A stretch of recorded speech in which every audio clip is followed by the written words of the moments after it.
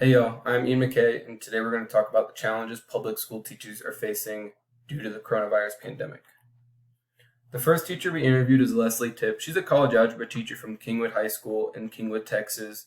We had a great interview with her. It was very insightful, and we learned about the challenges and some solutions she's been dealing with this semester, but unfortunately, the video got destroyed and we don't have the in-person interview. Luckily, we have all her points, and we can still go over what she talked about. The first couple of challenges she had were balancing the online and in-person classes, creating fair tests, and making a lesson plan when everything's been changing so fast. With the balancing the online and in-person classes, a lot of the online students are doing their work at weird hours of the day because it's asynchronous. So tutoring them and giving them more help, just like they do for the in-person classes, has been quite difficult because they do it early in the morning or late at night. Secondly, creating a fair test because those students are asynchronous and the university does not like Proctario. It's been hard for her to monitor them. So coming up with creative ways to make fair testing environment has been quite interesting for her. And then lastly, because she's been teaching for so long, having a good lesson plan has been big for her. But this semester, because of COVID, that hasn't been the case. So she's had to learn how to maneuver not having a solid lesson plan.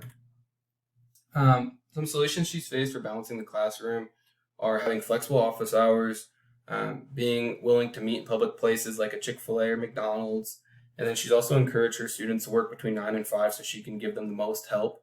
She has a family and she has other obligations outside of the workday, so in between 9 and 5 has been the best for her. Like I mentioned earlier, the school district doesn't like Proctario, so apps like Photomath are really great for students to cheat. So instead of using numbers on the test, she used shapes and letters, and that has allowed her to make a fair test for the online students and the in-person students. Because it's algebra, you're able to switch between the numbers and letters and shapes, and it all has the same effect. And then the last solution she's faced for the lesson plans is she's just been really flexible with it. She went through Hurricane Harvey as a teacher, so she kind of pulled from some tactics from Hurricane Harvey, and has just really kind of started thriving without a solid lesson plan. Some data she's got is that when you look at in-person versus online, all the tests, quizzes, and homework are very comparable, not just from this semester, but also from other years past, which really shows that these tactics she's using are working. I think the outcome's pretty obvious. After a few weeks of trying new things, Mrs. Tipp has found a way of teaching that allows her to be supportive of both online and in-person students without making the test really easy. A lot of teachers are doing that because that's the easiest for them and for the students, but you don't get the same effect. By offering unusual office hours, conceptual tests, and having a patient mindset, Ms. Tipp has overcome the adversity she has faced due to COVID. And also, I mentioned earlier, she did have to teach during Hurricane Harvey in Houston, so she's using a lot of the tactics she's learned from Harvey and implementing them this semester and next, which have obviously, as the data shown, worked perfectly for her.